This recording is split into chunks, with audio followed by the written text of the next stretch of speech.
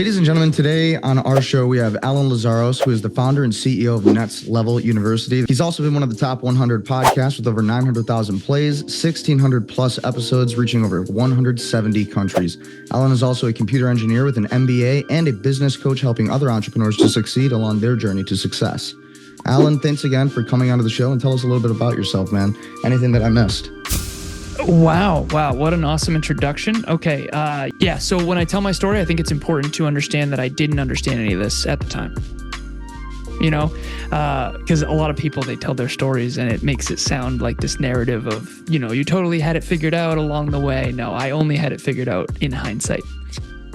So I'm 35 years old now, and I had a really rough start at the beginning of my life. And again, I didn't really understand at the time, but now I've since sort of rewatched the movie of my own life every year, really. In my 30s, I've just kind of gone back and done a lot of therapy work and that kind of thing. And so it's not just the message, it's the messenger. So I'm grateful that you started with story. So my story is I was born, and when I was 2 years old, my father passed away in a car accident. Oh, sorry. And thank you, brother. It was not a great start. It was not a great start. And so he was 28 at the time. And I had a stepfather from age 3 to 14, and I had an older sister and my mother. So my mom was a stay-at-home mom. And I was kind of raised by two women, my mom and my older sister. And my stepfather and I didn't get along. And when I was 14 years old, he left my family. And he actually got the yacht and the apartment building. We got the house and the dog, and we went from pretty upper middle class, doing fairly well, late 90s, early 2000s, to I don't know how I'm going to go to college. I don't know how I'm going to afford college. I went from, getting Dreamcast and Xbox and ski trips and snowmobiles and that kind of thing, basically to I get free lunch at school now because we're so broke. Wow, that's crazy, man. That's a crazy story right there. Wow. When he left, he took a lot of the income with him. Our income was very low. My mom was actually a lunch lady for a school called Blackstone Valley Tech. And so after that, I bootstrapped my way through high school. I got as high grades as I possibly could and got into my dream college. And my mom told me, you're really good at math. WPI is a really good school, Worcester Polytechnic Institute. It's an engineering school. And my Uncle Merle was the track and field coach at the time there. And she said, you should go to WPI. You should be an engineer. Engineers make a lot of money. And so I was off to the races. Okay, there's my dream. I got into my dream school. I got straight A's in high school.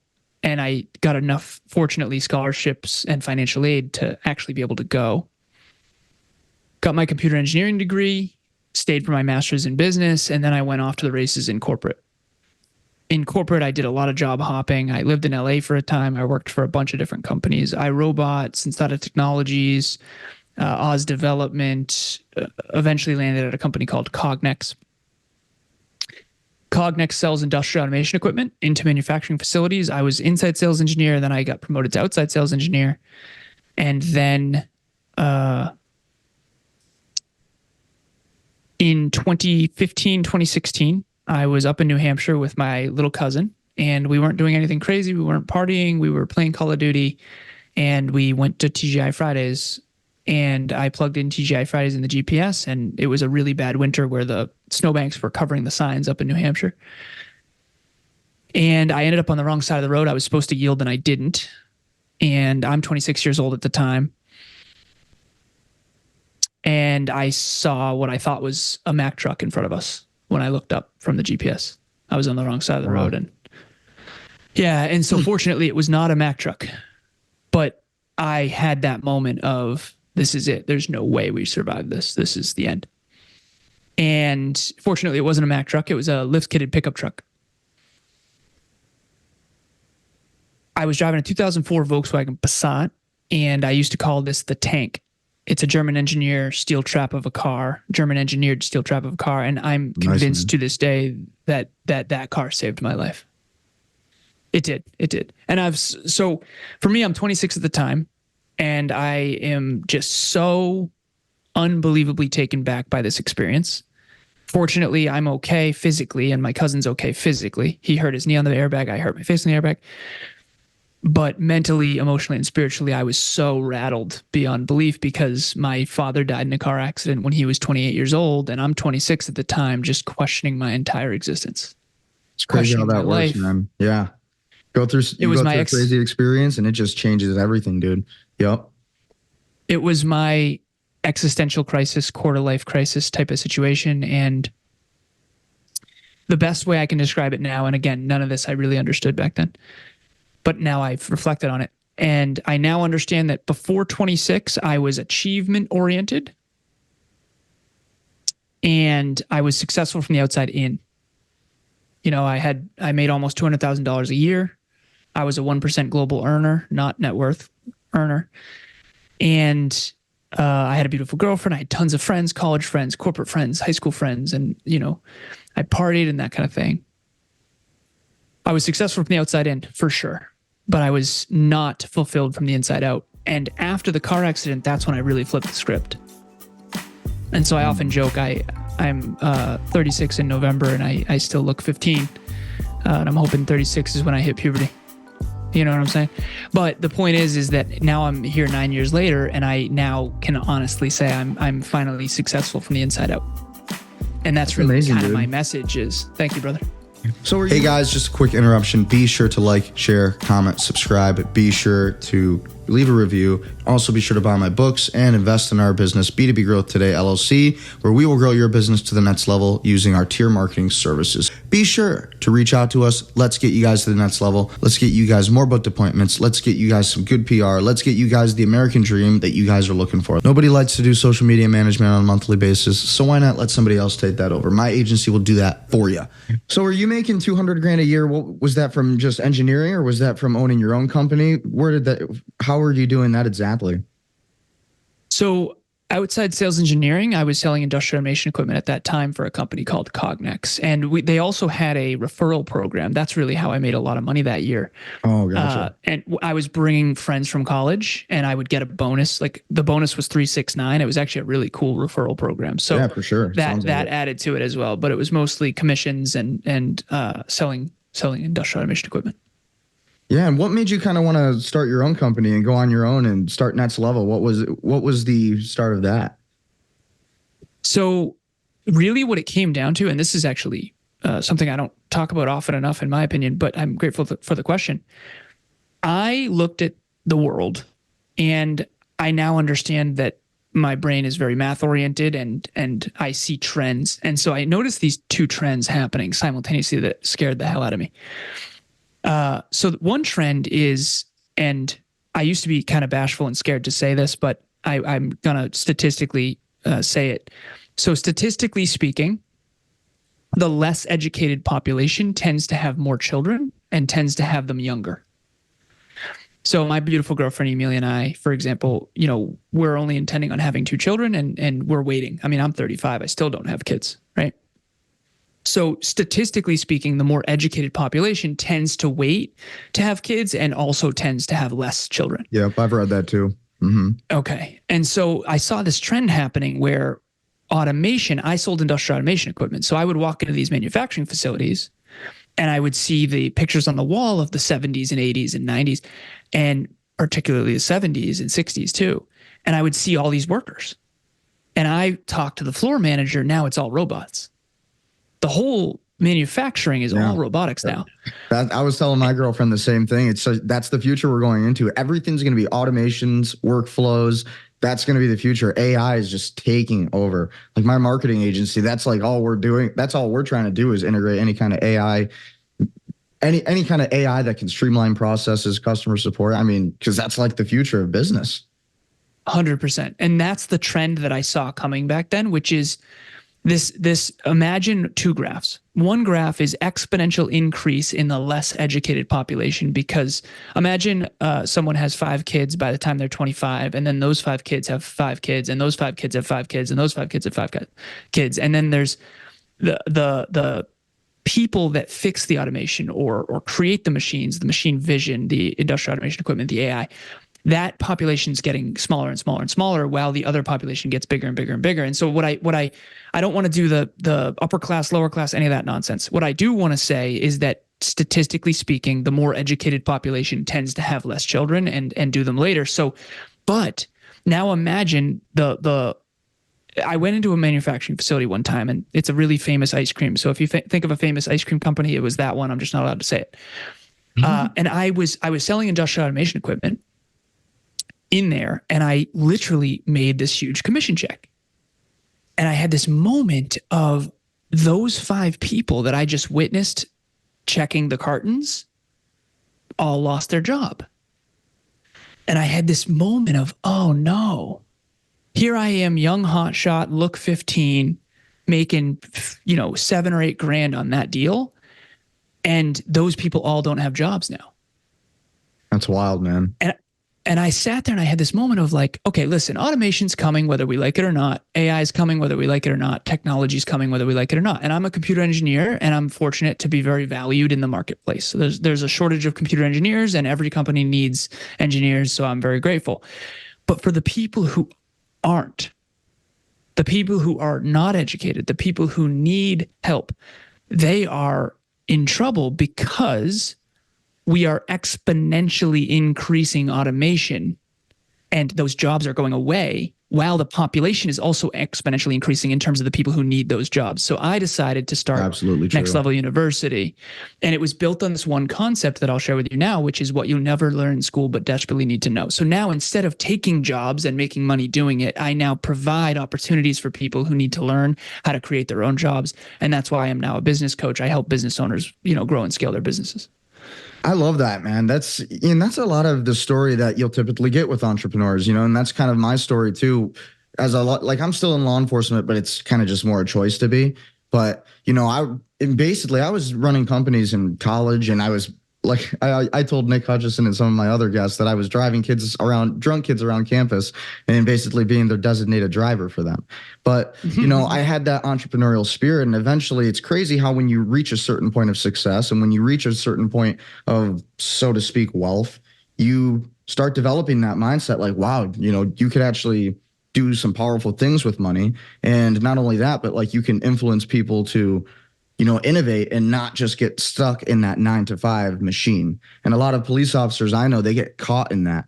And it's just, I really think it's more of a learning thing, and they're just more, maybe it's adaptability, but I think it's an interesting thing what you said there, and how, a lot of it's just all about evolution and AI and how we're moving into that. And it's almost uncontrollable. So you have this need to kind of secure people's jobs in some way by giving them that information and that education so they can move forward and succeed in life, and kind of own their own businesses and start their own businesses, kind of like we've done. Exactly. And maybe they do them in tandem with their 9-to-5. I think that's all fine too. But I think it's the mindset of you can reinvent yourself. And if you don't, you might be in trouble. And that's what I saw coming, long time ago. And I finally did something about it, because I had that whisper back in 2012.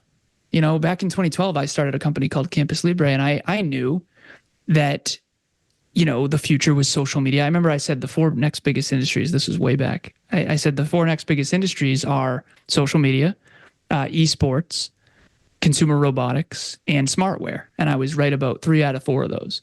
I should have mentioned AI, but I didn't. And I remember I had a bet with one of my buddies. I said, esports will be a larger industry than the NFL by 2018. And he's like, no chance.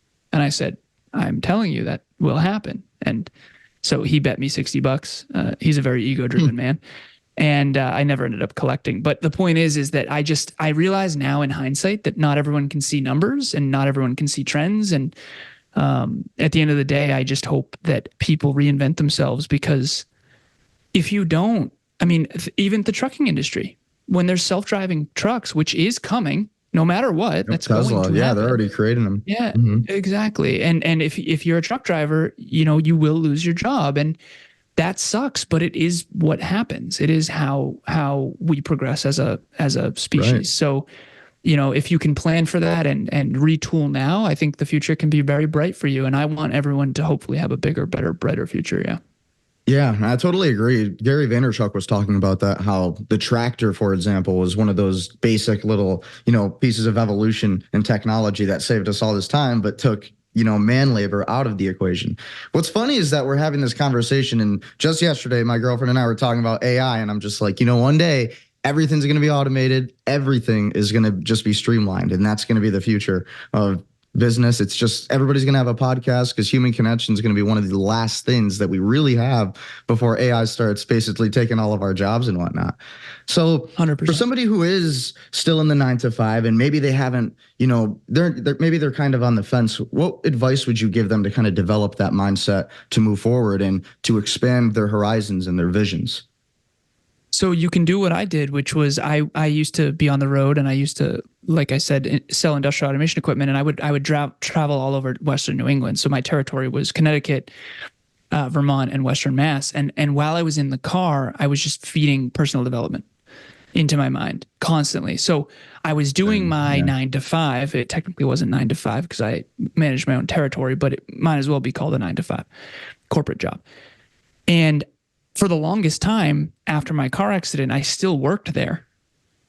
And I was just downloading all the books I could possibly get my hands on. And now, at this point, I've probably read, 700 plus or so. But at the end of the day, feels that way. Feels that way after a while.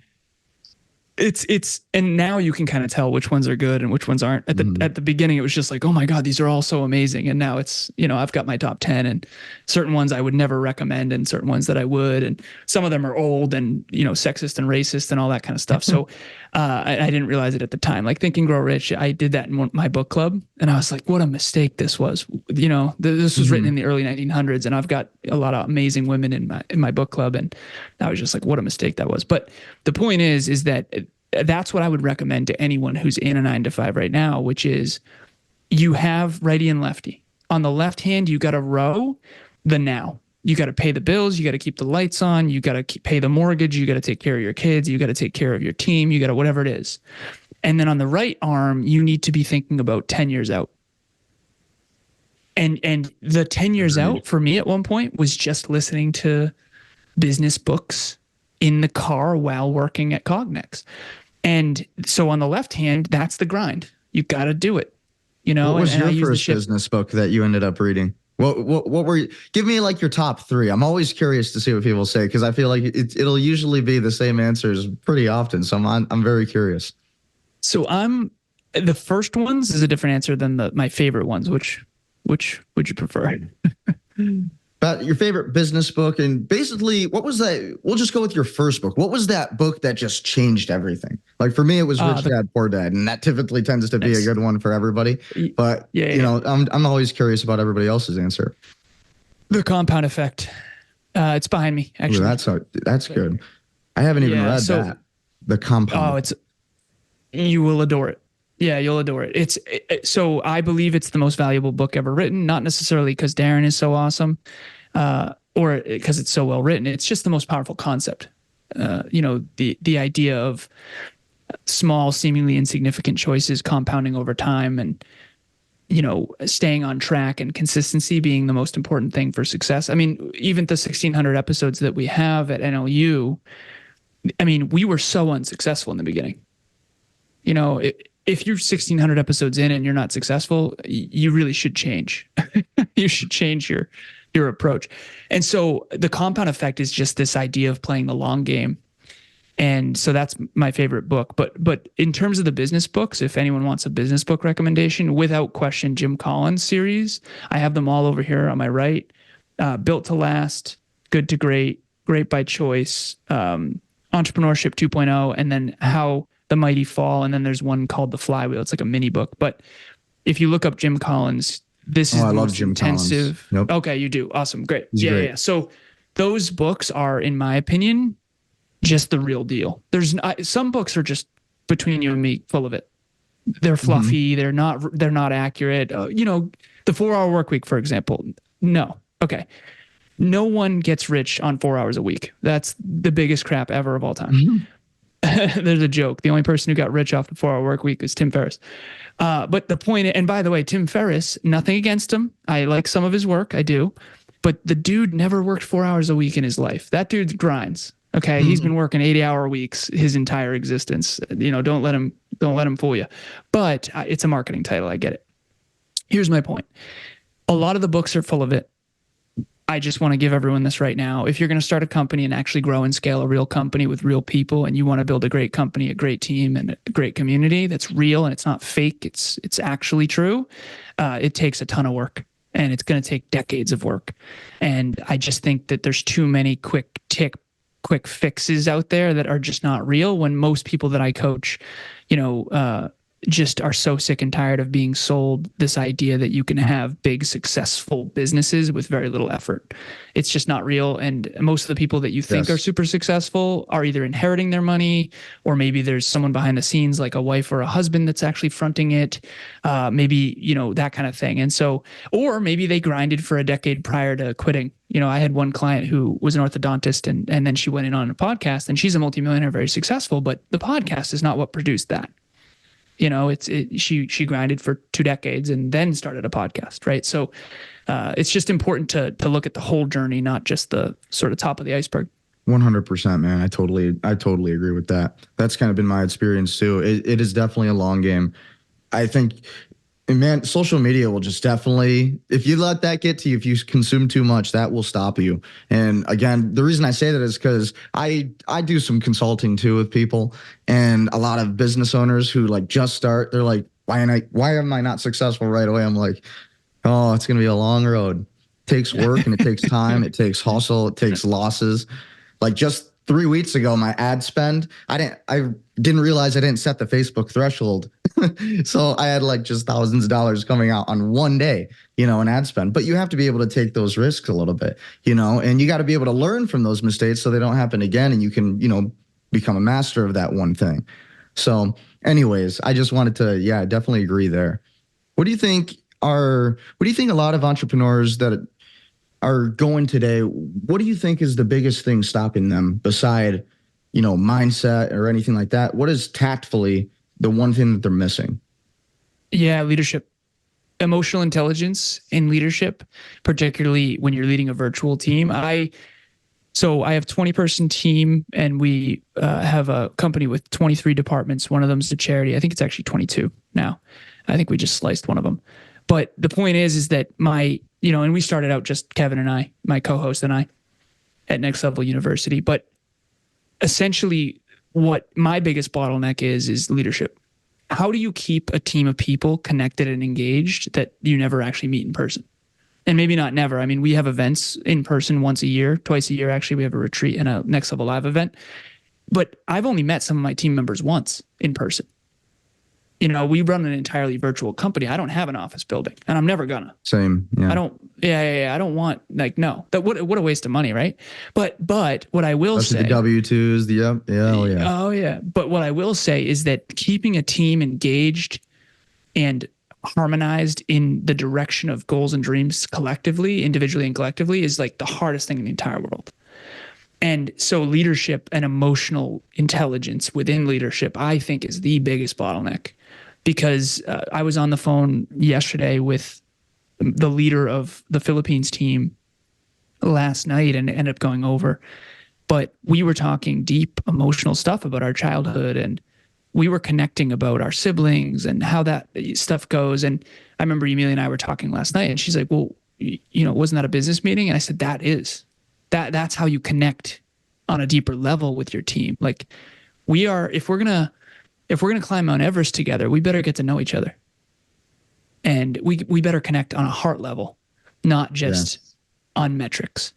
And I think that's the hardest thing, and it takes a ton of upfront investment, and it's definitely the most meaningful work. But I think it's what's missing, that human connection piece that you mentioned in an AI, automate, all that, the emotion. You can't take the heart. You don't rip the heart out of business. You can't rip the heart out of your business. You need to keep. You have to be an artist. And you really are creating this thing that wasn't there before. And, for me, that was just so life-changing when you kind of realize all of this. It really is a spiritual experience. And I guess that's the interesting that I'm kind of seeing. It seems like the future is definitely going to be, as much as we're going into automations and technology, it does seem like we're almost getting, more spiritual, and we're getting more conscientious.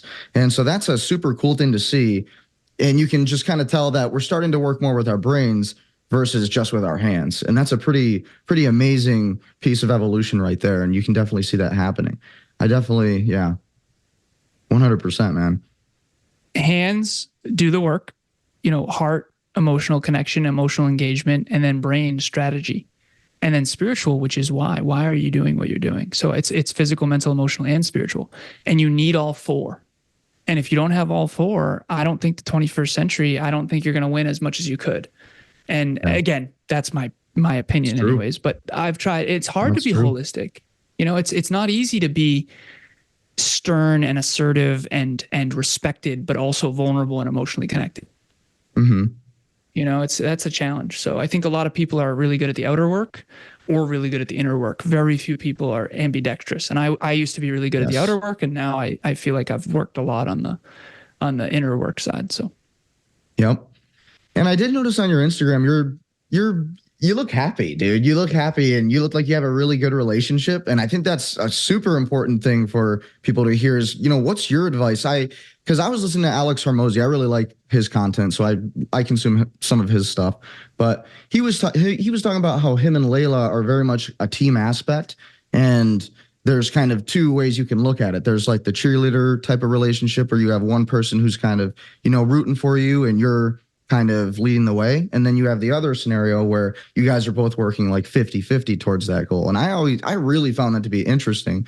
I was kind of wondering your take on that, because you look like you just kind of got it figured out. And I think people could really use some of your advice for sure, especially me being a cop. Some of the calls I go to, oh my God, people need to hear it. I appreciate you, brother. I really do. Thank you for that. And I did not always look happy. So I'm very fulfilled now, again, from the inside out, which is what I keep preaching. But my relationship with Emilia, so her and I have a podcast called the Conscious Couples Podcast, and we help people with their intimate relationships. That was mostly her genius zone. When we first got together, it was yin and yang, and it was kind of like, okay, I understand business, how it works, why it works that way. I call it STEMBIF: science, technology, engineering, mathematics, business, and finance. That stuff for me was always natural. It just always came easy. For me, what didn't come easy was emotional intelligence and emotional maturity and spirituality and staying connected and energy and those kinds of things. Healing from my trauma, therapy. I always say, if you want a coach, you probably need a therapist. If you want a therapist, you probably need a coach. That's sort of my playful I like joke. that. That's funny. So I wanted a coach. You know what I'm saying? I like that. That's good, man. Yeah. So anyways, Emilia and I, if it appears like we have it figured out, I would say it's mostly because of her, to be honest with you. But the second piece of this is the 50-50, or the sort of cheerleader and entrepreneur. Her and I happen to be co-entrepreneurs. Prior to meeting Emilia, I really had this honest moment with myself. I had been very successful in the economy, but not very successful in my personal life. And what I meant by that is my intimate relationships did not seem to come easy to me. They just never did. And I now understand why that is.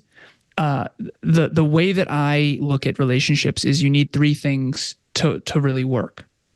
The first one is core aspirations in common, meaning you have to have similar goals.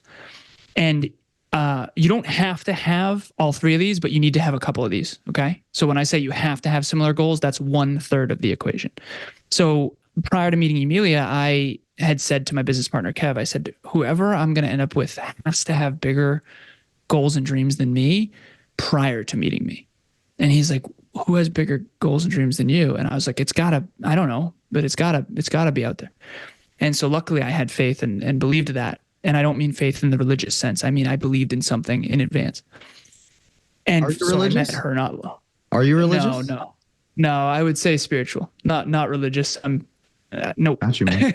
Yeah. Not wrong with that. But I would definitely say spiritual for sure. Absolutely. But so prior to meeting her, I wanted someone who was on a similar mission, similar purpose, similar calling, if you want to call it that.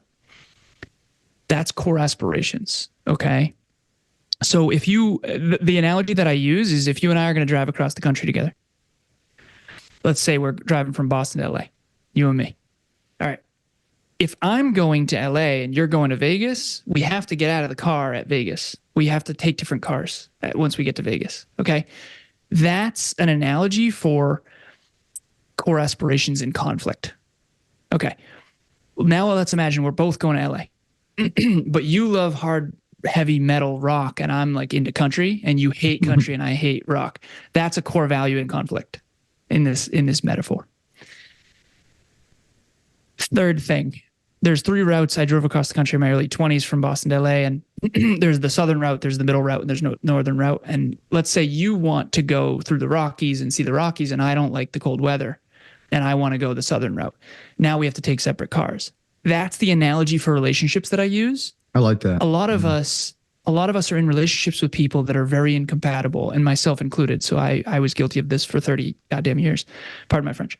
But the point is that I now am finally in a place where Emilia and I have very similar core aspirations. We have very similar core values, and we have very similar core beliefs, but we have different skill sets, complementary skill sets. That's a match made in heaven. Now, does that mean you have to have the exact same goals? No, right? She loves adventure and nature. I love fitness and the gym. And I can sit in this dark office all day, every day, and she needs to go outside. Like we are not 100%. Yeah, we are not 100% like the exact same core aspirations, core values, and core beliefs, but it's enough to where we can yin and yang and make it work. And I think that that's the advice that I would give to anyone is intuitively, you probably know, am I doing a lot of things that feel unnatural? Do I feel like I can't be myself? And if the answer is yes, you got to identify and rectify that. Otherwise, you'll end up really settling for less than what is possible. Yep. Yeah.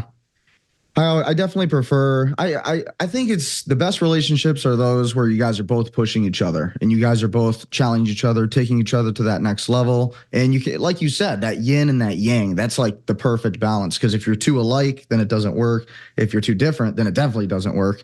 Like, oh my Lord, there's some things like like politics probably would be a big one. I guess religion would be a big one, right? But oh man, again, you just see that every day. People just choose the wrong mates, and I think that's an important thing though. You got to be selective. Those are going to be, it's one of the most important decisions you can make in an entire lifetime is the person you're going to spend the rest of your life with and who you're going to, have your offspring with. So. Yeah. Most important, I would say. Most important decision you can possibly make. Yeah. I agree. Yeah. Yep. And if you get that right, I mean, other things are still going to be really, really, really challenging because life is inherently really, really, really challenging, especially if you have huge goals. But if you get that one right, when I got that one right, everything else was so much better. Oh man, it was so much better, man. Yeah. Yeah. The first I told her, I said, it took me 30 years to figure this out, so people always say like, you guys are so happy and I appreciate it. We are very, very in love, head over heels, but I mean, I was messing this up for 30 years. I was not successful in relationships granted, I didn't have like terrible relationships or anything, but I wasn't this in love in my 20s. Yeah, man. Honestly. Well, it's been real. And unfortunately, I got to cut the interview a little bit short because I do have some clients I got to work with. You know how it goes. However, dude, I totally want to have you back for another interview, 100%. Like I said, I tell all my other guests too, I'm going to be building a studio out here in the next few years, long term. So I'm super excited. Definitely have you out. I'll fly you out, whatever. So that'll be cool, man. Really excited. Is there anything that you'd like to promote? Any books that you're writing? Any programs you're running right now that you want to tell people about? I appreciate you. What would I say? I mean, we got a lot going on at Next Level University. There's nothing in particular necessarily. We've got a live event coming up. The best place to go would be the website, nextleveluniverse.com, spelled just like it sounds. The person who has Next Level University is asking for way too much money, so we just decided Next Level Universe. So it's not Next Level University. Well, you don't want to do the Alex Hormozi and pay $300,000? No, I don't. Nextleveluniverse.com, spelled just like it sounds. You can also email me, Alan at nextleveluniverse.com. And the podcast is Next Level University. We do an episode every day.